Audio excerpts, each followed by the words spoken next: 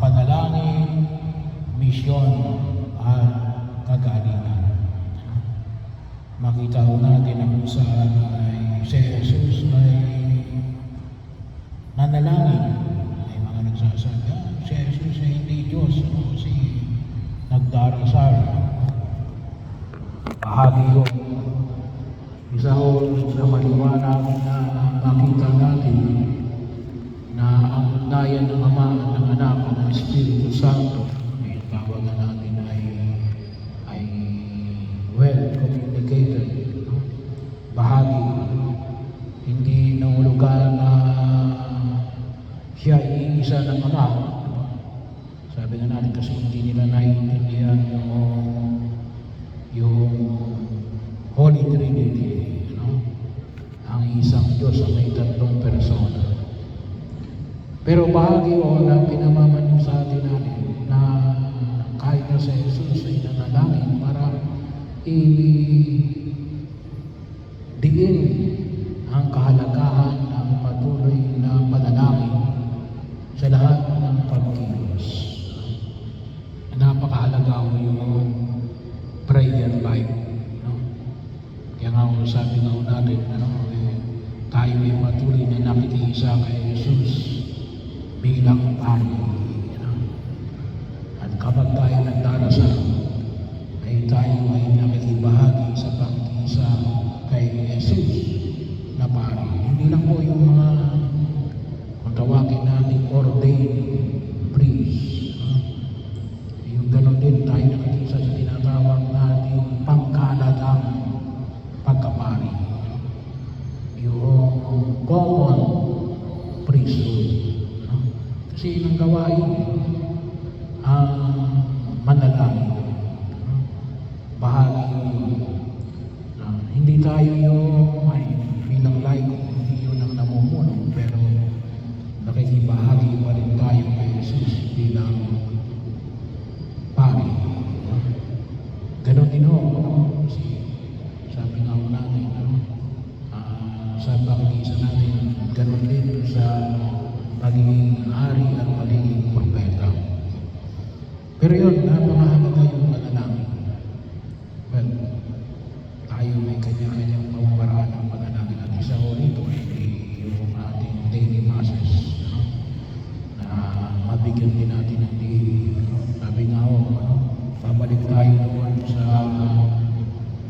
ating pagninilay, lex orandi, lex credendi. The way we pray ay nagpapahayag the way we believe. Kaya pagkakataon yun na may pakita natin sa pamamaraan ng ating pagdarasal. Sabi nga, may iba't ibang pamamaraan. Magdasal, dumalaw lang sa Blessed Sacrament, o yung ating daily masses. Bagaman po ang required lamang na magdasal ng breviario, may mga pari at mga madre. Pero it is highly encouraged na magdasal tayo ng breviario. May application sa mga cellphone, Android or Apple. Pag sinerch nyo yung tinatawag natin Divine Office. So, may pamamaraan ng pagkilos doon. Kapag may download ninyo, nakalagay naman doon. At pwede naman kayong madali na ako. Kasi nung muna kami, yung libro ng Divine Office ay marami kang bubukladin. Ngayon, gagawin mo na lang mga i-scroll mo na lamang. Sa morning prayer, i-scroll mo lang. Yung libro, kahit na morning prayer yan, may initial na prayer yan, may intuito, kung tawagin. Anyway, may pamamaraan tayo ng panalangin. Hindi yung kinakailangan lahat, pero at least be constant sa ating panalangin ay araw-araw. Pangalawa, ay may mission. Tinawag na Jesus sa 12 alagad. Labing-dalawang alagad. At makita natin, ito ay halo-halo. May isa pa nga rito na nagkalulong kay Jesus. So, may silon, yung makabayan, may nangunguha ng buwis, may mangingisda. Kaya bahagi yun kung saan ay makita natin na ang lahat ay tinatawag ng Diyos. Well, depende sa kanya-kanyang pagtawag. Pero huwag natin kalimutan na kuminsan tayo ang naglalagay ng bakod. Hindi tayo pwedeng tawagin ng Diyos. Bagaman ito, kuminsan sa mundo ginagalawan natin. Makita natin, yung lipunan kasi ginagalawan natin, ay hindi mo may alis natin. Na kuminsan, yung mga mayayaman, may koneksyon. Mayaman na, may koneksyon pa, may kapangyarihan pa. Kaya kuminsan, isa yung guhit, bahagi yun. May linya-linya kung tawagin. Pero iba sa pagtawag ni Jesus. Ang pagtawag ni Jesus niya rin, may pagkamasa. Kailangan, sabi nga natin, very radical. Ganun ang tawag ng Diyos. Kailangan mo niya, sabi nga natin, para hindi natin nakikita sa daigdig na ginagalawan natin kasi nakikita natin sa daigdig na ginagalawan natin, ayan yung tawag ng tao. Kaya pala yung mga yan ay mayayaman din kanya-kanyang koneksyon. Pero huwag natin kalimutan natin yung pagkilos ng Diyos ay isang pagkilos ng Diyos na may wagang. Pangatlo ay ang salita ng Diyos. Napakahalaga po yung si Jesus ay nangaral. Napakahalaga po yung makita natin yung salita ng Diyos. Sabi nga po natin, kahit na wala na ng humilia, kasi mayroon tayo munang pagbasa. May Salmo Responsory, may Ebanghelyo. Salita ng Diyos yun. At sana po ay higit natin pahalagahan yung mga salita na yun ng Diyos. Magpasalamat tayo kung ito ay medyo mahimay pa. Mahimay pa ng konti. Pero nawa ay patuloy tayo gabayan ng salita ng Diyos. At pang-apat, ito ay naghihilom. Naghihilom. Maraming pinagaling sa Jesus. At anong sabi pa nga rito? Sa ibang kadahilanan. Iba't ibang sakit. Maraming pinagaling sa Jesus. Kaya napakalaga po yung healing, kagalingan. Yun ang palagi natin bigyan na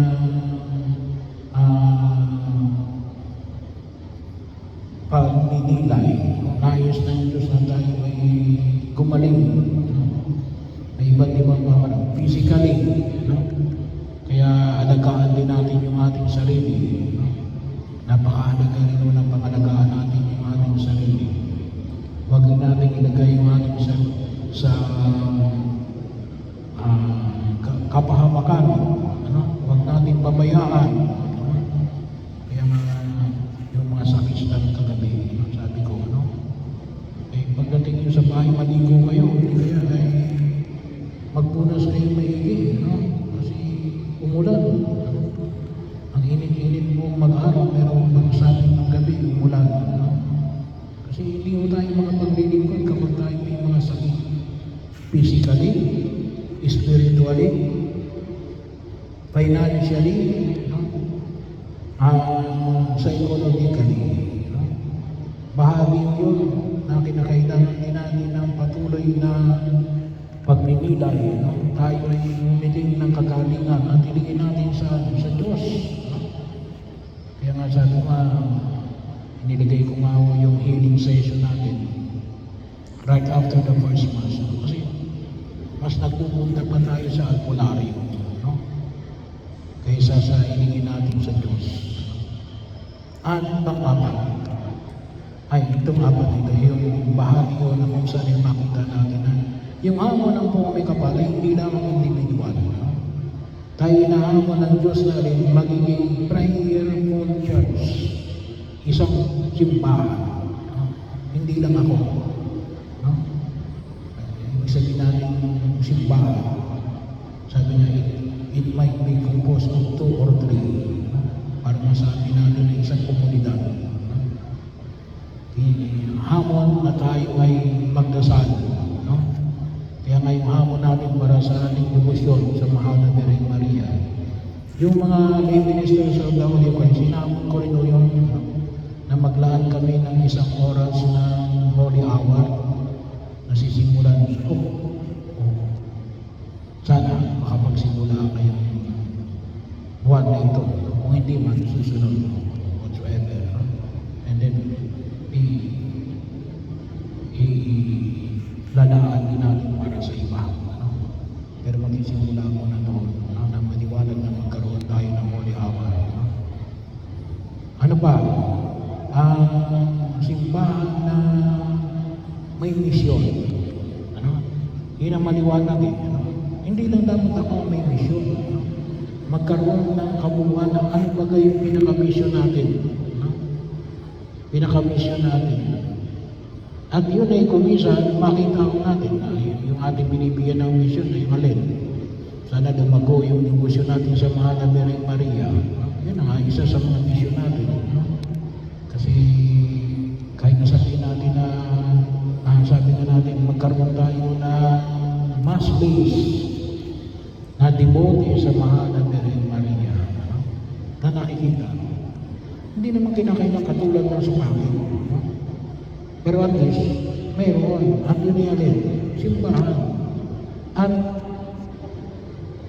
kung tawagin natin ay, sabi nga natin, ay ilan man yan, kahit nakakauntian, at least magsimula. At yung patuloy. No? Yung patuloy. Yung, kung yan man ay every month, ay hindi pa pwede yung once a year lang. No? Mayan man ay every month o every week, at least dapat na nasusustain natin. Ano? So, isa ko yun sa mission na kinakailangan natin pag-ibayuhin. Ano? At panguli, ay alin, isang simbahang naghihiling. Ano? Simbahang naghihiling. Bahagi yun, no? Na makita ko natin. Hindi sumusukat, hindi nagbababaya na dumami ang may karamdaman. Sabi ko nga, sana nga magkaroon tayo ng higit ng pagkilala at pagtugon sa biyaya na kaayusan ng ating pangangatawan at kalusugan. Napakahalaga ko yun sa pagkilos natin. Sana ma-excite natin kasi yun ay bahagi ng ating pananampalataya. Na tayo ay hinihilong ng Diyos. At tayo ay nakapaghihilong din sa iba. Kasama na rin dyan yung psychologically, financially, spiritually, no? Kaya bahagi bahagi yun na kung saan ay makita ko natin na magkaroon ng kaganapan sa buhay natin sa daigdig na ito. Kaya nga, ulitin ko ulit kung sa mga isa sa mga ipinagdarasal natin sa hilig ni Alin, yung patawarin yung mga tao nagkasala sa atin. Bahagi ko yun Kasi kahit na anong gamot ang ilalagay mo at hindi ka marunong magpatawad, wala, parang cancer yan kakainin ka lang. Kaya napakahalaga ho. Kaya huwag ko kayong magtaka kung bakit yung elemento ng pagkapatawad ay very strong sa turo ng ating Panginoong Jesucristo. Sabagat ang tunay na kagalingan ay nasa pagpapatawad ng kasalanan. So ito po, idulog natin ang simbahang nagdarasal, ang simbahang may misyon, at simbahan na nakikinig sa salita ng Diyos, at ang simbahang hinihilom